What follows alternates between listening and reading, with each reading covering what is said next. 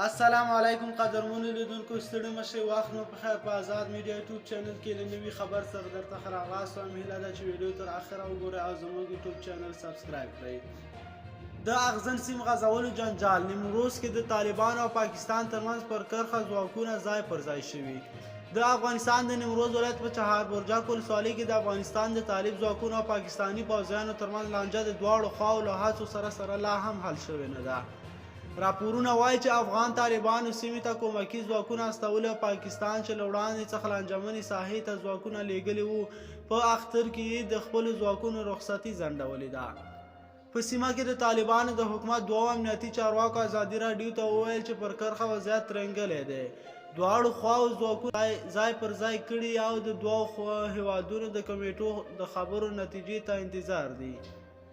دغو چارواکو چې له رسنیو سره د خبرو کولو اجازه نه لرله نه غوښتل چې نومونه یې څرګند شي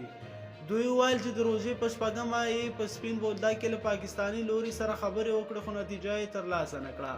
وروسته پریکړه وشوه چې د افغانستان او پاکستان کمیټې په خپل منځ کې خبرې وکړي د سیمې اوسیدونکي افغانان وایي چې پاکستان هڅه کوي چې د افغانستان په خاوره کې ازغن سیم نصب او پوستې جوړې کړي خو افغانان یې مخه نیسي پاکستان بیا وایي چې ازغن سیم د ګوګل میپ یا د ګوګل د نقشې پر اساس تیروي د سیمې اوسیدونکي امیر محمد ازادي راډیو ته وویل 4 ورځې وړاندې پاکستان بریدونه وکړل نن معلومات نه لرم 3-4 ورځې وړاندې حملې کړې وې خو ناکامه شول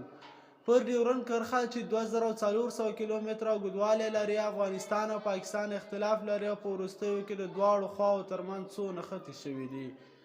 دا کرښه چې په 1893 میلادي کال برطانیې افسر مورتمر ډیورنډ کښلې وه د اوسني پاکستان د خیبر پښتونخوا او بلوچستان ایالتونو او د افغانستان د 10 ولایتونو ترمنځ تیره شوې ده قدرمنو لیدونکو تاسو یې په هکله څه نظر لرئ نظریات مو له موږ سره په کمنټ کې شریک ویډیو لایک او چینل سبسکرایب کړئ تر بیا ښه وخت هر چیرته چې یاستئ ښاد اباد او بریالي اوسئ